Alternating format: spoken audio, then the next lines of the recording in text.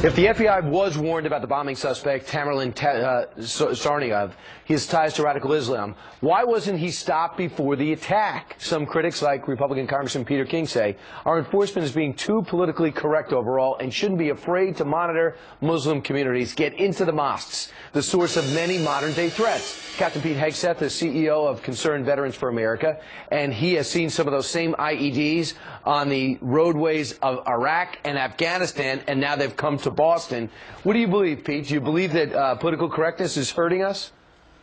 Well, yeah. I mean, political correctness is a poison to our security and defenses. It imposes a willful blindness, both at the macro level when you're unwilling to engage with radical Islamism or whatever you want to call it, if you're not willing to call it what it is, and at the micro level, at that street level, when you've got a question, someone looks suspicious, you're not sure if you should act or not, and then you add another layer of, well, they look like they could be Muslim or something. I don't want to offend them, and that's it. And I don't know that we're equipping our youth to sort of draw distinctions, not necessarily based on faith or race or anything like that, but based on threat signs, and making sure they're always aware, and then willing to act if necessary.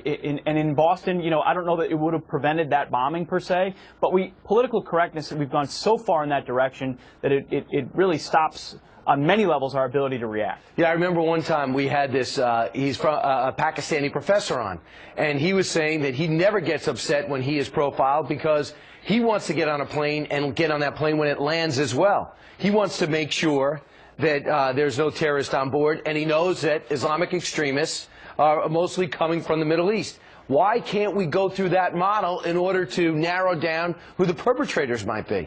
Well, we should be able to. I think the FBI and others, hopefully there'll be a lesson learned from this. You had a great guest on earlier who talked about these mosques in Boston, which we've known about for a long time, that have been producing radical ideology, clearly radicalizing individuals who've now gone on and do very violent things. That's the type of thing we should have immediate understanding of who's there, what they're doing, what they're talking about, because those have been the epicenters of this type of activity. And if we don't, shame on us if we don't now again learn our lesson.